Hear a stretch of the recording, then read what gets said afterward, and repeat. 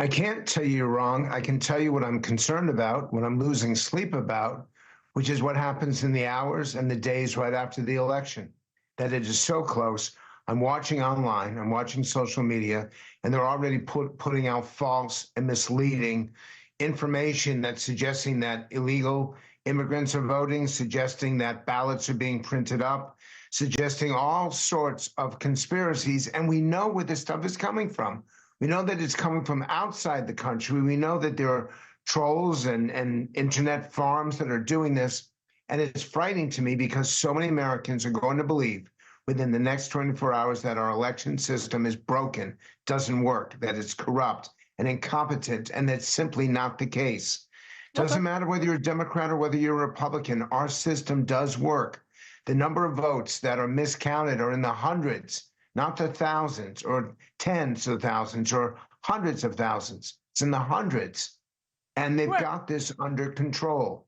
Okay, so there's always cheating, right? There's cheating in sports. There's cheating. Tom Brady cheated in football. There's cheating in golf. Men cheat on their wives, on and on and on. So there's going to be some, and you lay this out, there's going to be some group of ballots that are there's cheating. There's going to be lawsuits.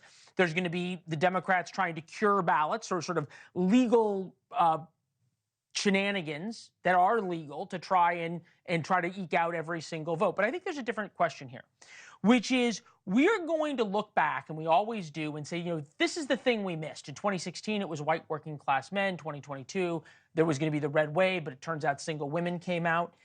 Are we getting a sense yet of what we're going to look back on the election and say we missed?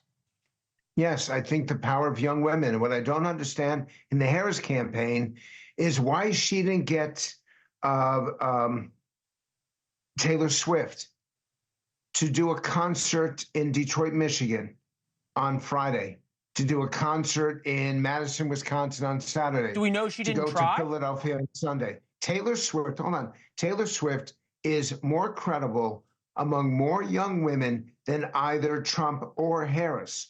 She could have done that concert, instructed people to go vote. Maybe the polls were still open, the early voting, and she would have made a difference. We know that younger women are key to this election, and if they turn out in record numbers, then Harris is the next president. For Trump, the key is the union vote, the rank and file who don't care what their union leadership says, don't care that the bosses are in the pockets of the Democrats. They themselves, working class, they work with their hands. They want to vote for Trump. Do they turn out in Pennsylvania and Michigan? So we know which voters to look at, but we don't know the turnout yet because the early vote is simply that. It's an early vote.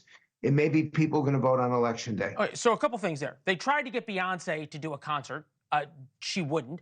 Then they said that she was coming to the DNC. She didn't and didn't do a concert. Then they teased that there was going to be a Beyonce concert in Houston to get everybody showed up. Beyonce wouldn't sing.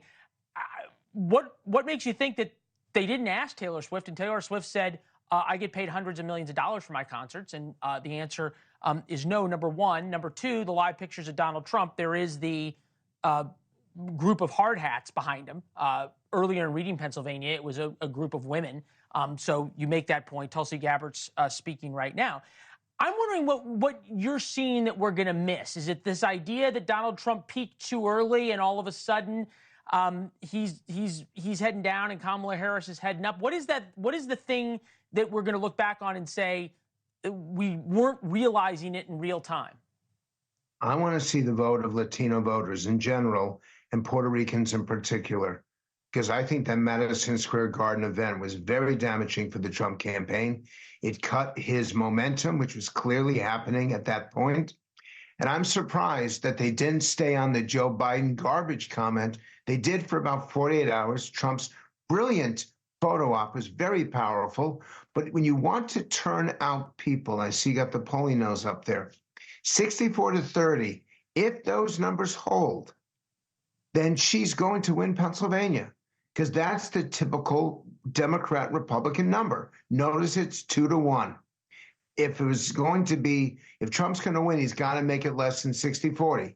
He's got to get in the low 40s and keep Harris into the upper 50s, because they are a significant vote and it's a meaningful, measurable slice of the electorate. But 64 to 30 is an awful result for Trump. And if that turns out to be the case, then once again, Harris will take Pennsylvania. And that may also indicate what's going to happen in Michigan and what's going to happen in Arizona and Nevada. Thanks for watching. Go to joinnn.com to find NewsNation on your television provider. And don't forget to click the red subscribe button below to get more of NewsNation's fact-driven, unbiased coverage.